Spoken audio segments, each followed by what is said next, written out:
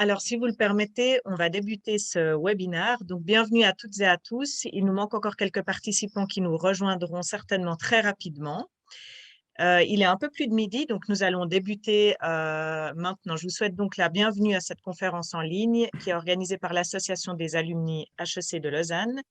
Je vous remercie pour votre présence et je tiens aussi chaleureusement à remercier nos membres cotisants qui rendent cet événement possible, même si encore virtuel.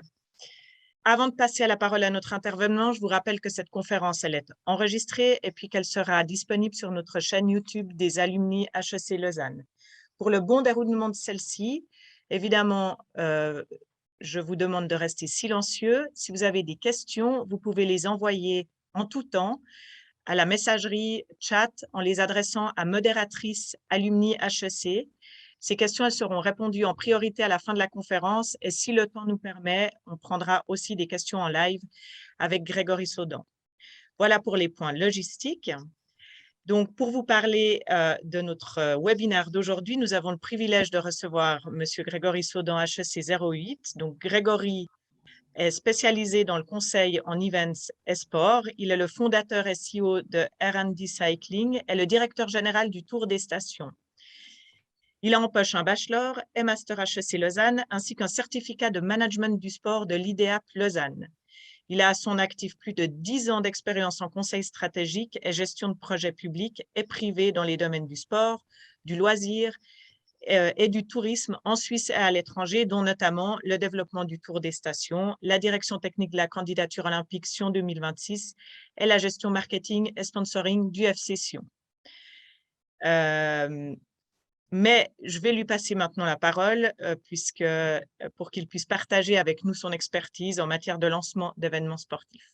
Merci Candice, c'est un plaisir d'être là, de renouer des liens avec HEC Lausanne et puis de pouvoir vous exposer le projet qu'on a lancé maintenant il y a plus de 4 ans. On a vécu la 4e édition du Tour des Stations au mois d'août, là, le 7 août. Et puis l'idée aujourd'hui, c'est de vous expliquer un peu comment on a lancé cet événement avec pas mal de défis. Donc, peut-être pour ceux qui ne connaissent pas en introduction le Tour des Stations, donc le Tour des Stations, c'est une course de vélo de route qui a la particularité de faire le tour des stations du Valais central. Ça part du Chable, on passe à travers les stations d'Ovrona, Anzère, Crans-Montana, Vercorin, tout le Val d'Airain, Vezona, Nanda, Latsuma, et ça finit à la Croix-de-Cœur et à Verbier. Et un des gros points, c'est que le parcours ultra-fondo, on a plusieurs parcours, fait le dénivelé de l'Everest, soit 8848 mètres de dénivelé. Le vainqueur cette année a mis 9h30 et les derniers mettent jusqu'à 16 à 17h. Peut-être quelques points clés aussi en préambule pour que vous compreniez bien l'événement, où on en est maintenant. Donc cette année, c'était la 4e édition. Le gros défi, c'était de mettre 15 destinations touristiques ensemble, notamment quand on parle de mettre Verbier et Crans-Montana dans un même projet. On nous a dit que ça serait compliqué, mais on a réussi à le faire. On traverse 28 communes, on a 48 nationalités qui participent à l'événement. On a fait un sondage, donc 97% des gens recommandent la course. Au niveau des différents parcours, on a 300 km de parcours à sécuriser. Le jour J, on est 600 personnes dans l'organisation, dont 300 rien que pour la sécurité. Cette année, on a dû arrêter la course parce qu'on a eu des orages, de la grêle, de la foudre. On avait notamment 800 personnes à neutraliser qu'on a dû rapatrier. Donc, c'était aussi un challenge intéressant. On a eu pour cette édition 2850 participants et puis on a un budget de 900 000 francs réparti un tiers le sponsoring, un tiers les participants, les inscriptions, les différentes dépenses de merchandising et un tiers les subventions publiques, communes et cantons. Un petit point juste au niveau de l'impact de l'événement. Donc cette année, on a eu 60% de Suisses. En général, on est plutôt à 50-50. Et nous, un des gros points, c'est d'amener des gens de l'extérieur du canton, donc du canton du Valais. Donc on a entre guillemets seulement 20% du total des participants qui est valaisan. Donc on amène à toutes ces stations 80% de gens de l'extérieur du canton qui soit font des durées, soit font de l'hébergement en moyenne 3 nuits entre les Suisses et les étrangers, dépensent de l'argent au niveau des unités commerciales des autres dépenses de restauration, d'activité. Et ça fait un impact économique de 4,5 millions. Tout ça, en fait, j'ai développé ces compétences à HEC Lausanne. J'étais aussi assistant à l'Institut de tourisme à l'époque, où on faisait des études d'impact pour des manifestations, dont le Tour de Romandie, qui était une des premières que j'ai pu faire en 2006. Ça date. Là, un petit point aussi, ben, au niveau de l'événementiel, on a été tous touchés par le Covid. En 2020, on a été l'un des premiers événements à pouvoir être organisé. On avait pu organiser avec 1500 participants. On pensait que ça serait une édition unique. 2021, ça a aussi été particulier, où on a dû mettre en place le certificat Covid. Mais ça s'est tout très bien passé. Donc ça, c'était en préambule pour que vous rendiez compte un peu de l'ampleur de l'événement. Et puis là, aujourd'hui, ben, l'idée, c'est de vous expliquer comment on est arrivé là, à travers 5 points qui sont notés là. Et pour chacun de ces points, en fait, on va passer à travers un processus. C'est peut-être un peu académique, mais je pense que ça permet de cadrer bien la discussion sur ben, quelles sont les questions qu'on s'est posées à chaque étape, qu'est-ce qu'on a fait, qu'est-ce qu'on en a retiré et quel a été le déclencheur pour chaque étape. Donc, ben, pour nous, au départ, ben, c'est avoir l'idée. Donc, on s'est dit, la question qu'on s'est posée, c'est quel est le rêve? Donc, pour nous, le rêve, c'était organiser une course cycliste sur route d'endurance qui traverse toutes les stations valaisannes et puis que ces dernières elles puissent contribuer financièrement, puis aussi assurer la logistique des ravitaillements, parce que ben, c'était déjà un projet ambitieux au départ, et puis on se disait qu'il fallait avoir des reins solides. Et puis le deuxième point, c'était faire partie des Marmotte Series. Les Marmotte Series, il y a la plus vieille cyclosportive d'Europe, elle a lieu en France, à l'Alpe d'Huez, qui existe depuis 30 ans, qui s'appelle la Marmotte, avec 8000 participants. Et on s'est dit que si on lançait un événement, ça valait mieux la peine d'être dans une série pour avoir rapidement de la notoriété. Donc ça, c'était l'idée de base. Et puis après, qu'est-ce qu'on a retiré de ça? Bah, c'était d'avoir, en présentant le projet, il fallait qu'on puisse résumer le projet en une seule phrase. Et nous, bah, on disait, on veut organiser la patrouille des glaciers du cyclisme sur route. Comme ça permettait très facilement de faire comprendre à la personne en face qu'est-ce qu'on voulait faire. Et puis seul, on ne va pas loin. Ben, moi, j'avais eu l'idée de base. Et puis après, ben, j'avais un ami avec qui on travaillait déjà sur différents projets, qui avait une société dans l'aluminium, rien à voir, avec qui on s'est associé ben, sur ce projet. Il s'appelle Jean-Claude Fischer, pour pouvoir ben, avoir des reins solides. Et puis, quel a été le déclencheur pour nous? En fait, en 2016, il y avait eu le Tour de France à Fin-Ouai-Mosson. Et puis, il y avait une conférence, ben, un peu comme aujourd'hui, où les organisateurs qui avaient fait venir le Tour de France à Fin-Ouai-Mosson expliquaient comment ils avaient fait. Et il y avait Valais Valais Promotion qui présentait sa nouvelle stratégie au niveau du vélo. Et on a été à cette séance avec Jean-Claude. Et puis ben, là, on s'est dit, ben, là, on a l'idée depuis un moment. Maintenant, il faut se lancer. Donc ça, c'était vraiment le déclencheur. On a été parler aux intervenants après la conférence. Et puis, ils nous ont dit, ben, c'est une bonne idée. Maintenant, essayez de lancer. Donc ça, c'était la notion avoir l'idée. Après, la deuxième étape, c'est structurer le concept.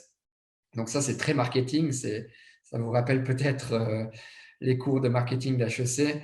Mais vu que je suis dans ce domaine, j'essaie chaque fois d'être assez structuré pour créer les projets. Et en fait, on a répondu à ces questions. Quels étaient les points clés, les missions, les visions? Quel était l'USP par rapport aux autres courses? Quel était le produit, le budget? Et quel était le nom? Et en fait, bah là, c'est un des premiers slides qui est un peu moche qu'on avait fait à l'époque. On voit, ça avait déjà un autre nom, c'était le défi des stations.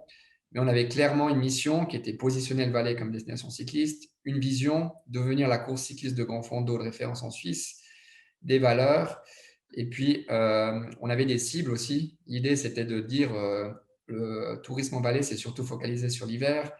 On a beaucoup de Suisses, de Belges et Hollandais, Anglais, Français qui viennent l'hiver. Il faut les faire venir l'été. Puis avec un produit comme une grosse course de vélo, on pouvait le faire. Nous, on avait l'expérience de faire des courses en France, en Italie, où on voyait que ça fonctionnait. Et puis, avoir quelques points clés, que ce soit autant pour les pros que les amateurs, et faire une grande fête du vélo. Ça, c'est le premier parcours qui a plus rien à voir. Du coup, on avait mis, c'était une boucle autour de Sion et après on verra comment on arrivait au projet final où on est autour de Verbier et puis, avec, l'Everest comme dénivelé. Puis, un premier budget, ben voilà, on met des chiffres un peu sur la table, avec l'expérience qu'on a. On va pas trop dans les détails, mais aussi pour vendre un projet, c'est important de donner un ordre de grandeur. Si on va demander de l'argent à une station ou un sponsor, on va pas demander la même chose si le budget il est à 100 000 ou à 700 000. Donc, ça positionne aussi l'événement.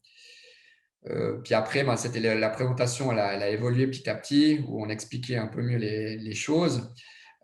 Aussi au niveau du parcours, ben voilà, ça c'est un deuxième exemple du parcours qui évoluait. À cette époque-là, le parcours il évoluait peut-être chaque semaine en fonction des départs. Et la première édition, en fait, on avait 3 départs. C'était aussi d'un point de vue soutien financier. Comme ça, on avait le soutien de Martigny, de Crans-Montana et de Comté pour les départs et de Verbier pour les arrivées, ce qui permettait d'avoir un socle assez solide pour débuter. Et maintenant, on a tous les départs du Chable et toutes les arrivées à Verbier parce on a rapidement compris que logistiquement, d'avoir 3 départs, une arrivée, c'était compliqué. Pour arriver ben, justement au slide initial que je vous ai présenté, qui est le concept final avec 4 parcours qui partent tous du Chable, qui arrivent tous à Verbier. Et puis ce parcours Everest, qui est le parcours mythique. Cette année, on avait plus de 600 inscrits que sur le parcours Ultra Fondo. Le parcours bleu, c'est le parcours Marmotte, donc qui est labellisé par Marmotte. On verra après, ben, on est arrivé en fait à ce qu'on voulait dans l'idée de base, où là, on a plus de 2000 participants. Et puis après, on a le parcours plus petit, médio fondo et un parcours en vélo électrique, parce que c'est tendance et ça permet à chacun de vivre l'expérience Tour des Stations. Tout le monde fait le col du Lin et tout le monde fait le col de la Croix de Cœur. Et à la fin, ben, chacun fait un parcours plus ou moins long. Voilà, dans la partie structurer le concept, donc qu'est-ce qu'on a retenu? Donc il faut matérialiser le rêve dans une présentation, une vidéo pour faire rêver les autres. J'ai aussi la chance de travailler pour Christian Constantin, donc on sait qu'il a souvent des grands projets. Et puis c'est ce que j'ai appris de lui, c'est que quand on a un projet, il faut le vendre au mieux aux gens. Et puis il n'y a rien de mieux que l'image. Donc on avait fait des vidéos qui exprimaient ça. Et puis aussi, tester la présentation, pas utiliser toutes les cartouches au début. Donc, on a d'abord été voir Valais Valise Promotion pour un feedback sur notre projet. On a été voir l'organisateur qui avait accueilli le Tour de France à Verbier en 2009. Ils nous ont tous donné un peu des feedbacks avant de lancer vraiment la machine. Et puis, le déclencheur au niveau de la structure du projet, c'était je travaillais aussi pour la candidature sur 2026 aux Jeux Olympiques.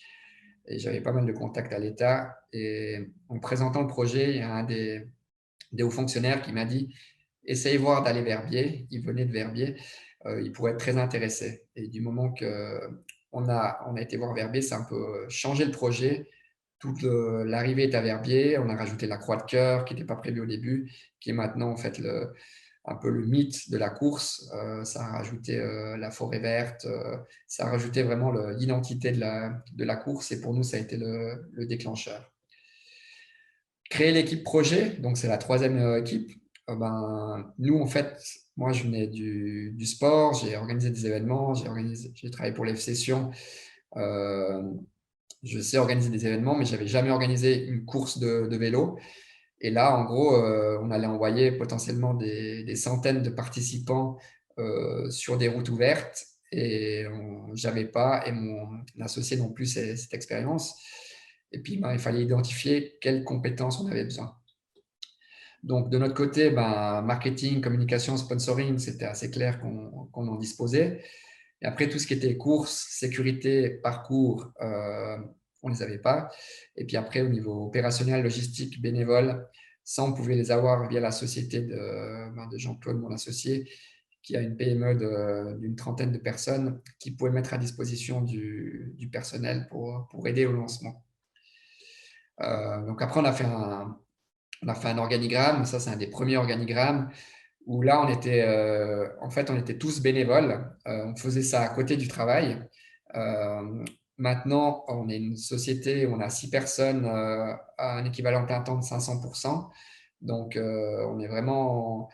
Le développement de la course, en fait, elle a permis de développer la société et on a d'autres événements et puis on a aussi d'autres activités.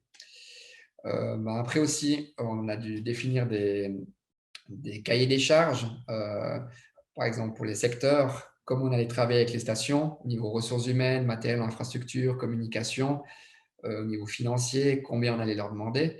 Donc, tout ça, il a fallu partir de zéro. Après, ça, on arrive à un organigramme beaucoup plus à jour maintenant, où on a le bureau qui travaille à l'année, où on est 5 à 6 personnes qui sont à l'année, et puis on a 2 à 3 personnes qui viennent nous renforcer la dernière semaine, et puis après on travaille avec les secteurs des différentes stations. Euh, Qu'est-ce qu'on a appris dans la partie créer l'équipe projet? Donc, smaller is bigger. Euh, Moi, je dis toujours, je préfère travailler dans un petit groupe qu'il y a beaucoup de manifestations qui travaillent sous forme de comité, où il y a des commissions, il y a peut-être 50 personnes dans l'organisation, mais il y a beaucoup d'inertie. Et moi, de ce que je suis parti, l'idée, c'était chaque fois d'avoir plutôt une petite équipe qui travaille bien ensemble et vite ensemble pour être beaucoup plus réactif que donner des missions, se voir chaque semaine ou chaque mois pour voir comment ça avançait. Donc au début, en fait, c'était Jean-Claude et moi qui faisions tous les rendez-vous. Puis on avançait comme ça. Et puis après, on avançait gentiment avec la sécurité. Expérience e-ski, il faut avoir l'expérience dans le vélo. Nous, on avait l'expérience de faire des cyclosportives, de faire des événements de masse, comme Sierzinal, comme Mora-Fribourg, l'escalade. Puis l'expérience des grands événements, moi j'avais l'expérience au niveau des Jeux Olympiques, donc ça je l'avais, et dans mon réseau j'ai pas mal de personnes qui organisent des événements de mass start qui nous ont un peu guidés et aidés. Et puis quel a été le déclencheur dans cette partie de création de l'équipe projet? Nous, ça a été le recrutement des responsables parcours et sécurité. Responsable sécurité, en fait, c'est un retraité qui est passionné de vélo, qui fait d'habitude ça comme bénévole pour d'autres manifestations. Et puis nous, on a toujours eu la volonté de dire si les gens viennent travailler pour nous, il faut au moins les défrayer. Donc tous les gens qui travaillent pour nous, même s'ils viennent travailler une semaine, sauf les bénévoles après le jour de l'événement, sont défrayés. Et puis l'autre déclencheur, c'était le support de R&D Carbone, donc la société de mon associé, qui permettait de mettre à disposition des locaux pour le stockage, du personnel au niveau administratif, pour la compta, pour ce genre de choses-là. Après, la quatrième étape, c'est convaincre les partenaires. C'est bien beau, on a l'idée, on a un concept et on a une équipe, mais maintenant, il faut faire adhérer les gens au projet. Donc, les questions qu'on s'est posées, c'est quel partenaire clé faut-il convaincre pour être crédible? Comment les convaincre? Et puis, quelle date pour l'événement? Donc là, c'est un peu comment on a avancé au niveau des partenaires. Donc, pour nous, le principal point, c'était d'avoir le soutien du canton du Valais. Donc, on a vu les différents services de la promotion, la police, la mobilité, l'économie, l'office du sport, la fédération cycliste valaisanne. Donc, comme on voit là, ça s'est fait en 4 mois. Maintenant, vu que c'était fait bénévolement, donc les rendez-vous étaient faits tôt le matin ou tard le soir. Maintenant qu'on a une structure beaucoup plus professionnelle, par exemple, on lance un projet de marathon l'année prochaine en Valais, ça pourrait se faire en 2 semaines. Donc, c'est là qu'on voit que dès qu'on a une structure professionnelle, ça avance beaucoup plus vite. Après, on a vu toutes les stations et communes concernées. Donc, il faut toujours avoir des autorisations de passage, autorisations de fermeture de route pour certains endroits où c'est fermé. Puis après, on a vu l'organisateur des Marmottes Series, donc qui organise la Marmotte Alpes, la Marmotte Pyrénées. Et puis là, ça avait un peu traîné, ça avançait pas vraiment. Contacté en avril, on les a vus seulement en juillet. Et après, ça, par contre, ça a été assez vite. Ils ont été d'accord d'être partenaires de l'événement. Et puis justement, comment convaincre? On revient à l'idée de base, qui était la patrouille des glaciers du cyclisme. Donc, c'est dire, prenez l'opportunité de soutenir et d'être dans un projet qui va devenir gros. Mais à la base, on était deux personnes et on avait rien de concret à proposer à part des slides. Montrer que c'était un événement qui était vraiment qui était dur, qui allait se positionner autrement, qui n'existait pas. On donnait toujours l'exemple de l'Ultra Trail du Mont Blanc, qui en fait est une course super difficile. Et nous, dès le début, on voulait positionner le Tour des Stations comme une course dure. Mais on n'avait pas encore l'aspect Everest, qui est maintenant le positionnement fort qu'on peut communiquer à l'international.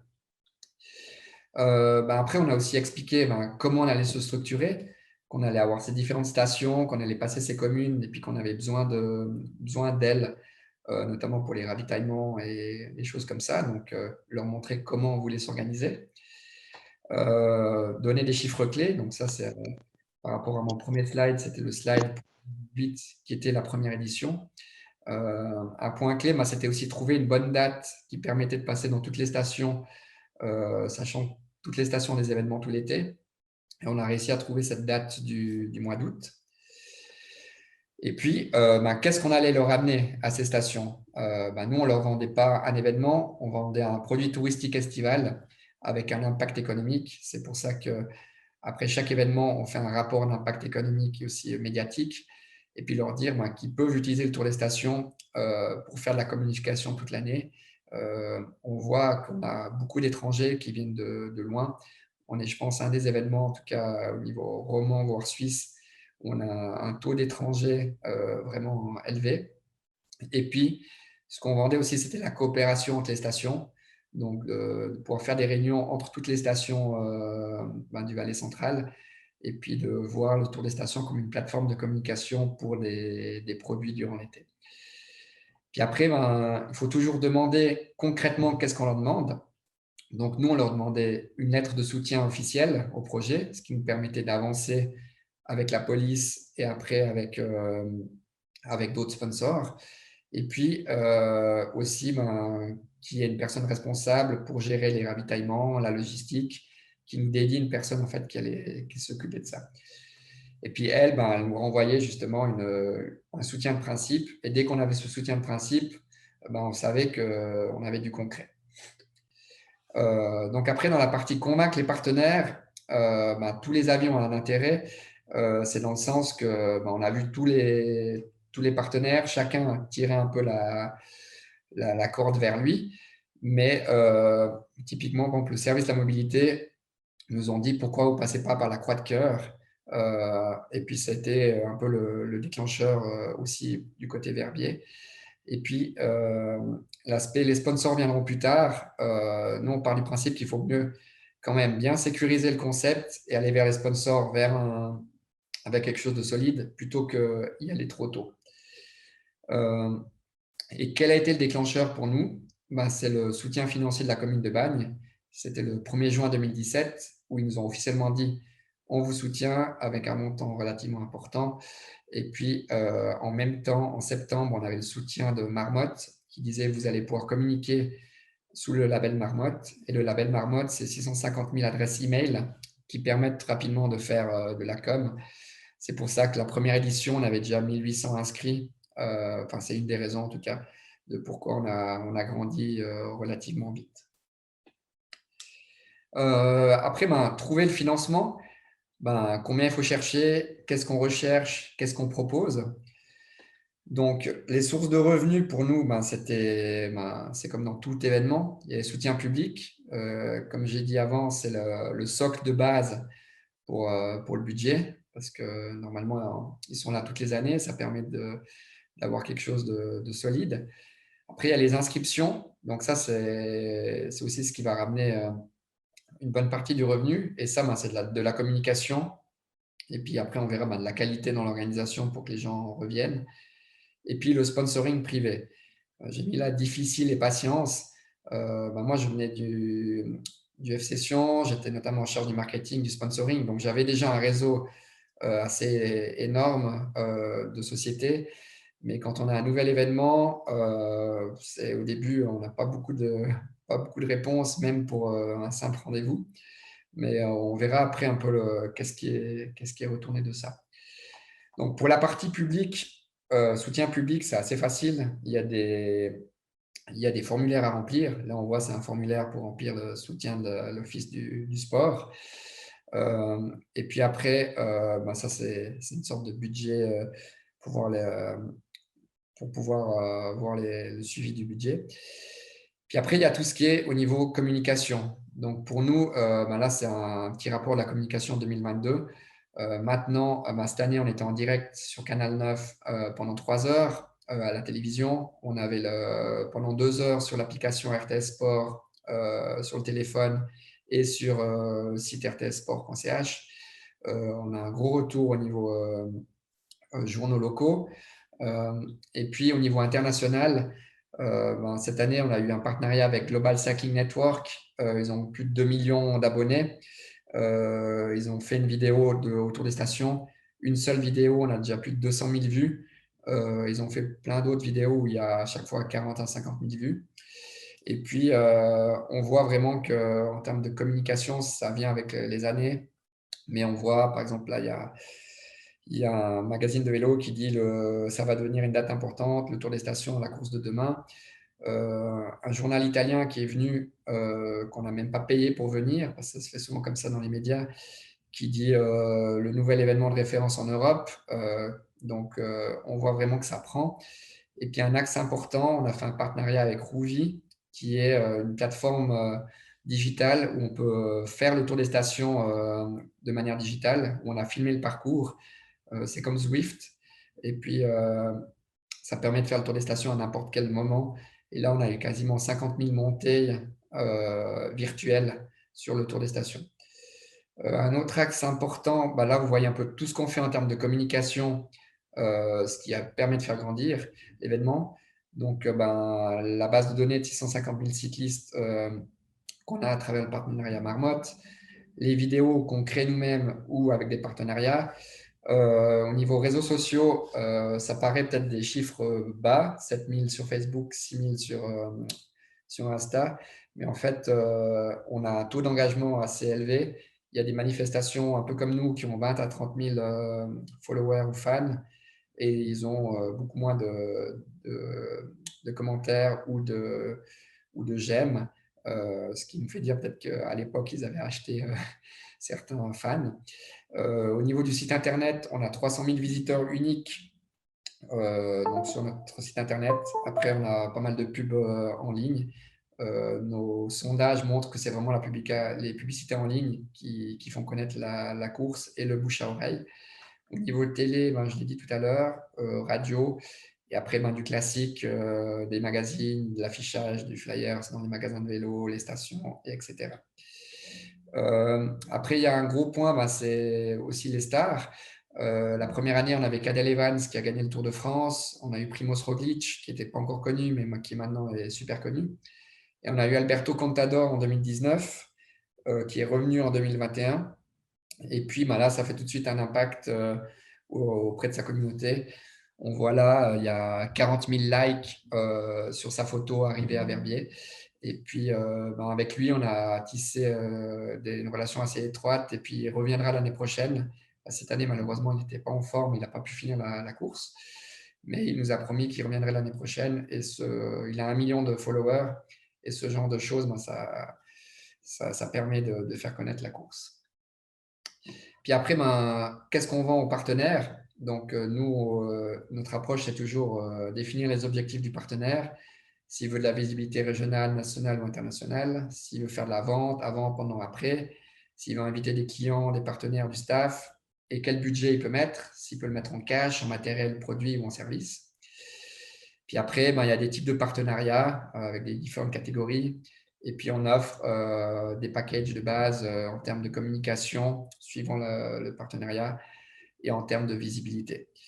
Et puis, ben, le résultat, ben, c'est qu'on a un nombre de partenaires assez important, que ce soit au début, là, c'est les stations, les partenaires parcours, mais après les ultra partenaires, on a des marques ben, prestigieuses comme ben, la Raiffeisen, Volvo, Santini, Enervit, Tissot, La Baloise, etc.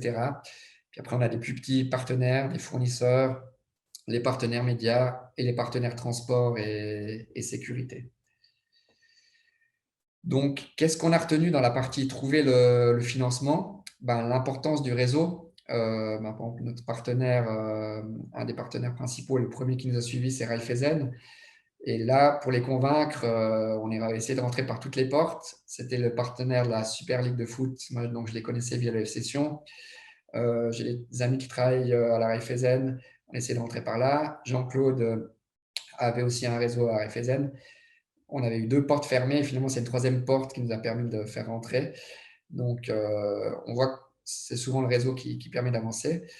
Ne pas avoir peur d'insister. Donc là, par exemple, je vais prendre l'exemple de la COP, qui est maintenant notre presenting sponsor.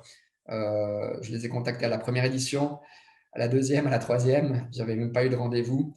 Et c'est à la quatrième édition qu'en insistant, j'ai pu avoir un rendez-vous et j'ai pu leur convaincre de devenir partenaire et même presenting partenaire. Donc, on voit qu'il faut. C'est pas parce qu'on dit non une fois qu'on peut pas avancer. Tissot, ça a été la même chose. Coq Sportif aussi. Calculer, montrer l'apport potentiel hors événement. Ben, l'exemple, c'est Baloise. Par exemple, ben, les gens peuvent contracter une assurance vélo et eux, ça leur permet de faire de la pub pour leur assurance vélo à travers nous. Et puis, donc, ça montre qu'ils ont un retour sur investissement direct. Il n'y a pas toujours de logique. Ben, l'exemple d'Odlo, qui était notre partenaire maillot les 3 premières années, ben, un jour, je reçois un téléphone d'eux, je ne sais même pas comment ils avaient mon numéro. Bonjour, on aimerait devenir partenaire du Tour des Stations. On n'avait même pas encore communiqué l'événement. Je ne sais même plus comment ils avaient eu mon numéro. Et voilà. Donc, des fois, ça tombe du ciel, mais pas souvent. Trouver le décisionnaire qui va croire en votre projet. Donc, c'est clair que si le big boss ou le responsable marketing fait du vélo, ça aide très souvent. Donc, il faut aussi des fois trouver des gens qui aiment le vélo dans des grosses sociétés ou des plus petites. Après, un point, c'est trouver des marques sexy pour le VIK, donc Value in Kind, donc tout ce qui est compte prestation, par exemple pour les ravitaillements, les cadeaux. Nous, on a Enervit, qui est une marque internationale, qui est sponsor de l'Ironman, qui a un énorme réseau, donc qui nous offre tout ce qui est ravitaillement ou pour les cadeaux. Donc ça, c'est toujours des choses en plus. Après, externaliser les services, merchandising, boissons, infrastructure, ça c'est plutôt dans le sens que le jour de l'événement, on a tellement de choses à faire que devoir s'occuper des boissons pour gagner 1000 francs ou 2000 francs, mieux vaut donner ça à quelqu'un parce qu'on se retrouve sinon comme la première année à 2 heures du mat avec des palettes à rentrer et puis on est déjà tous assez fatigués. Puis quel était le déclencheur pour nous? Ben, c'était le premier sponsor qui était en novembre 2017 et puis la conférence de presse qui était aussi en novembre 2017 où on a lancé la communication. Et en fait, avec le partenariat Marmotte, on avait déjà 200 inscrits avant de lancer la communication au niveau national. Et puis, ben, ça a grandi petit à petit. Maintenant, quand on lance les inscriptions, on a quasiment 800 à 1000 inscrits les 2 premiers jours. Et on espère que ça progresse encore dans ce sens. Puis après, j'arrive gentiment à la fin. Ben, quand on a fait tout ça, ben, le point clé, c'est assurer la qualité de l'événement. Qu'est-ce qu'on va délivrer aux participants pour qu'ils en parlent à leurs amis et qu'ils aient envie de revenir et tout recommencer. Ben là, on vient de finir le Tour des Stations 2021 et on est déjà sur 2022, on est déjà très avancé sur 2022, revoir tous les sponsors, préparer la communication qui commence en novembre, les ouvertures des inscriptions. Donc en fait, peut-être les gens qui ne sont pas dans ce domaine, ils pensent que 2 mois avant, on commence à organiser, mais c'est devenu tellement gros que ben, c'est un travail vraiment à l'année. Et puis là, il y a un petit retour des participants. Pour nous, c'est les meilleurs ambassadeurs. Donc, on voit ben, un plaisir de venir pédaler, une journée exceptionnelle, vraiment impressionné par le niveau d'organisation, meilleur événement auquel j'ai participé, inoubliable, etc. Donc, pour nous, ça, c'est ce qui est le plus gratifiant quand on reçoit ces messages après l'événement. Et puis, c'est ce qui nous pousse à continuer de s'améliorer année après année. Et puis maintenant, 2022, c'est l'année de la maturité. Pendant 4 ans, on a changé les parcours et maintenant, on a trouvé vraiment un positionnement clair. Donc là, on a aussi une présentation un peu plus pro. On a un positionnement qui est l'Everest du cyclisme. Le Tour des Stations, c'est l'Everest du cyclisme avec ce dénivelé. Donc au niveau international, on voit que ça porte. Avant, on avait une course de 8200 mètres de dénivelé qui ne voulait pas dire grand-chose. On avait 200 à 300 personnes. Et depuis qu'on a mis le mot Everest dedans, on a eu 600 personnes et je pense que c'est vraiment un axe au niveau marketing qui est très fort et sur lequel on va encore communiquer de plus en plus. Et puis notre ambition, bah, c'est d'être la course de référence en Suisse. Je pense qu'on est gentiment, même après 4 ans seulement, et d'être dans le top 5 en Europe, comme on a vu les articles en Italie. Il y a le marathon des Dolomites, il y a une course à Solden en Autriche, il y a l'étape du Tour, et nous, on veut vraiment arriver à ce niveau. Et puis, la mission de base, elle reste, c'est positionner le Valais comme destination cycliste. Et puis, pour les participants, que chacun puisse faire la course. Bah là, on voit, pour ceux qui ne connaissent pas l'événement, le dénivelé de la course Ultra Fondo. Donc, pour ceux qui connaissent un peu, c'est une pente moyenne de 3,7%. Donc, c'est comme si vous montez 240 km à une pente presque à 4%. Donc, je vous laisse imaginer, ça fait que monter et descendre. Et puis, le résumé, ben, c'est qu'on a un positionnement fort et unique. On a eu 8500 inscrits sur les 4 premières éditions. L'année prochaine, on vise 4000 inscrits, 5000 en 2023. On a un écho avec les labels qu'on a, Marmotte Série, Swiss Cycling Top Tour, aussi qui est un label suisse des plus grandes courses de vélo.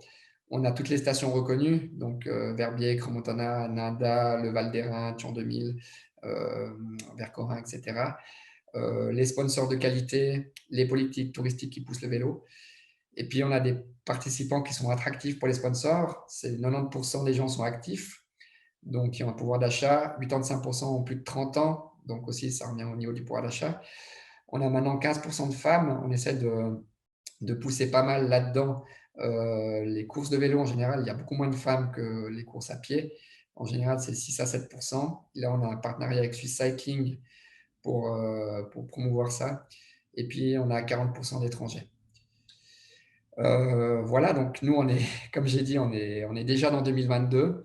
On espère que le Covid sera derrière nous parce qu'on a eu 2 années compliquées qui nous ont peut-être pas permis d'avoir la croissance qu'on aurait voulu, mais on est quand même arrivé à 3000, quasiment 3000 inscrits pour 2021.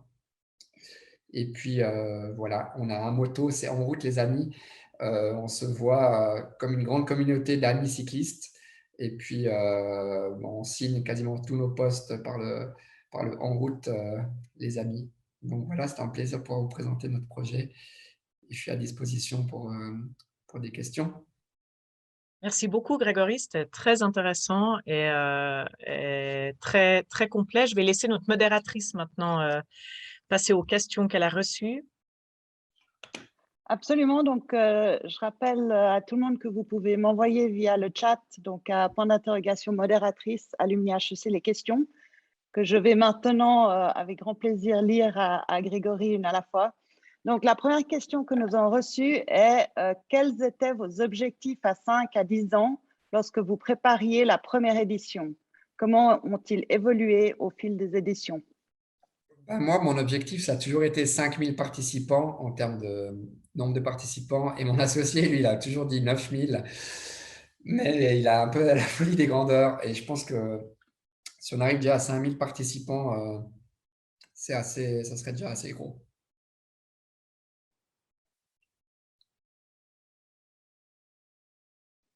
D'accord, merci beaucoup. Une autre question.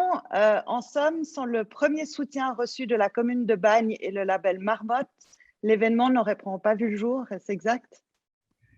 Il aurait peut-être vu le jour, mais sous une autre forme, peut-être avec une envergure beaucoup plus restreinte, parce que nous, on se rendait compte qu'il n'y avait pas une cyclosportive avec beaucoup de dénivelé en Valais. Il y a la cyclosportive des Vins du Valais, qui fait environ les plus grands parcours 2000 mètres de dénivelé. Et nous, toutes les courses qu'on fait à l'étranger, elles font entre 4 et 5000 mètres de dénivelé.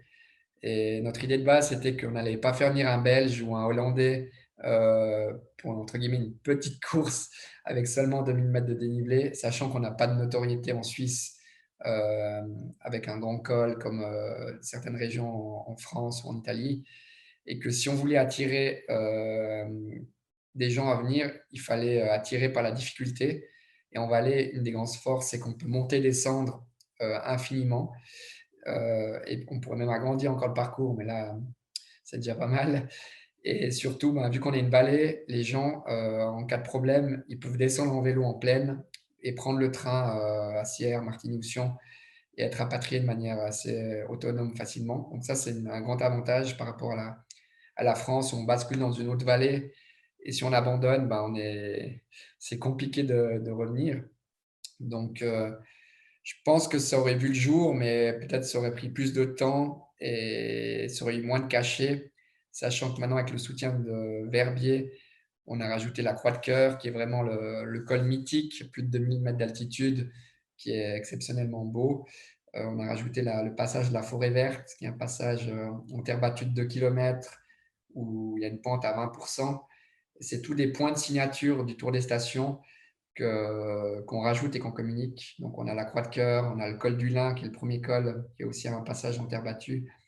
On a cette forêt verte, on a Thion 2000, où on a 2100 mètres d'altitude, où les gens passent dans un garage. Et ça, c'est un peu nos 4 points signature qu'on essaie de communiquer à l'international. Merci.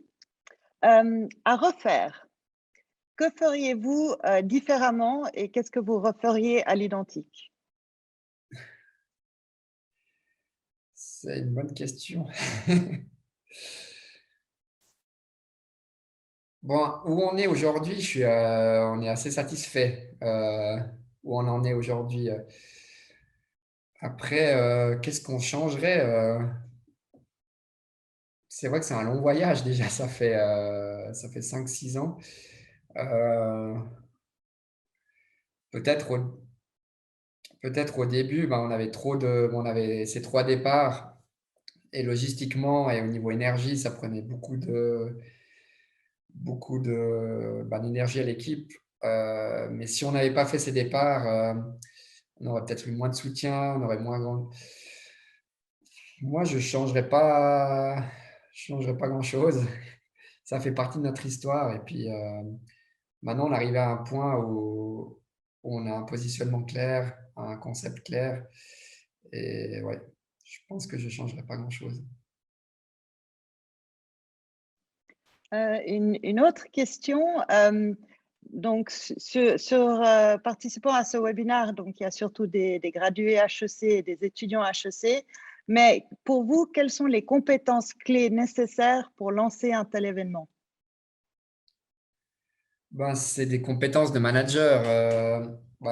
J'ai fait la formation management à HEC.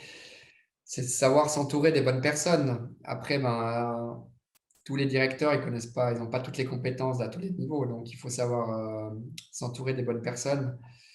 Et puis, après, c'est comme dans beaucoup de choses, c'est les compétences de vente. On va vendre un projet aux communes, aux cantons, aux sponsors. Donc, ça, c'est aux participants. Donc, je dirais compétences de vente et de management de compétences, c'est les principales. Et peut-être j'ajouterais juste ce qu'on appelle les soft skills, donc pas forcément ce qu'on apprend sur les bancs, mais dans notre personnalité, qu'est-ce qui peut faire la différence?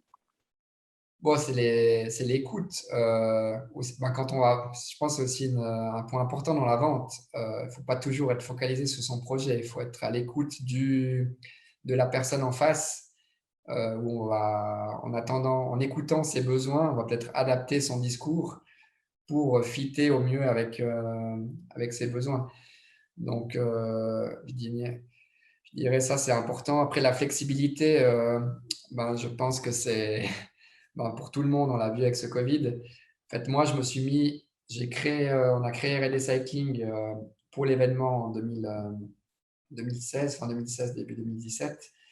Mais je me suis mis à mon compte en janvier 2020. Donc j'ai quitté Christian Constantin Live Session en fin 2019.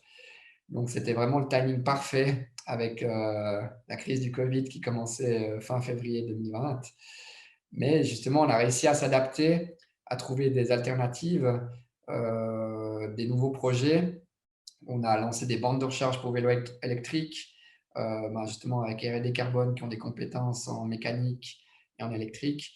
On a lancé un logiciel de sécurité de course à vélo, course à pied, de rallye.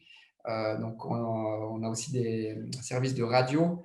on met en place des systèmes radio. On était à l'Omega Masters de golf à Crans-Montana toute la semaine passée, notre système de radio.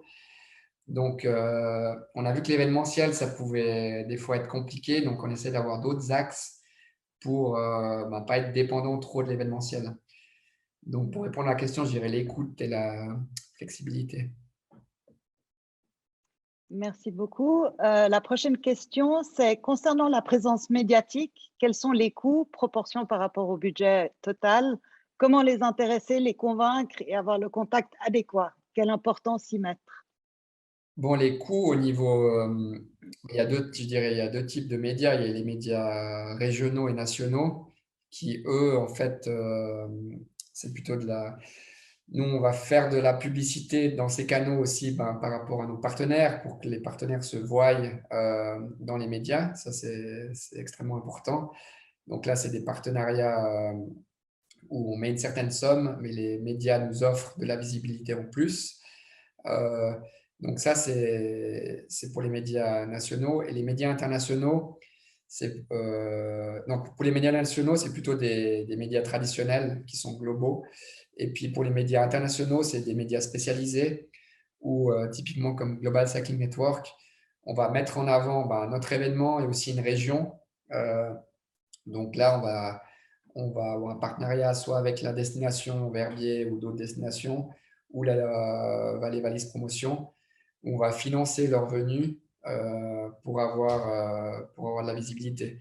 Mais ça, c'est pour des gros médias comme Global Cycling Network. Après, pour des journalistes de magazines spécialisés, ils sont plutôt invités. Ils viennent, ils ont l'hébergement, le transport payé. Et après, ils font leur article sur l'événement. Et en termes de budget, je dirais que tout ce qui est médias, promotion, on est quand même facilement à 30 à 40% du budget. Non négligeable. Oui. Vous avez très rapidement parlé du futur de l'événement, donc surtout avoir plus de participants, mais est-ce que vous avez d'autres visions pour ce futur? Et entre autres, il y a la question de savoir s'il y aurait peut-être une édition suisse, plus que juste le Valais, dans vos pensées pour l'avenir. Au niveau vision, nous, c'est être la course de référence suisse et puis voire mondiale. Comme on voit, on est déjà pas mal de gens disent qu'on est la course cycliste d'un jour la plus dure au monde.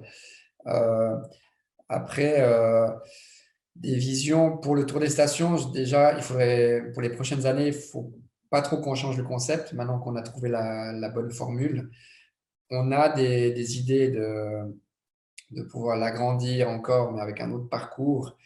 Mais on restera probablement, en tout cas en Valais. On voit pas ça plus grand. Et puis, sinon, c'est peut-être à travers le Tour des Stations, faire revenir le Tour de France à Verbier. Le Tour de France était monté par la route du Chable classique. Et pourquoi pas arriver à Verbier via la Croix de Cœur, via la fin du parcours du Tour des Stations. Ça peut être un des projets annexes. Et maintenant que tout roule, quelles sont vos plus grosses difficultés et challenges allant de l'avant? Tout roule, ouais, c'est relatif, mais je pense que c'est comme dans toute entreprise, c'est la gestion des ressources humaines. Au début, on faisait ça bénévolement. Après, on avait une personne à 50%. Après, on était deux personnes à 150%.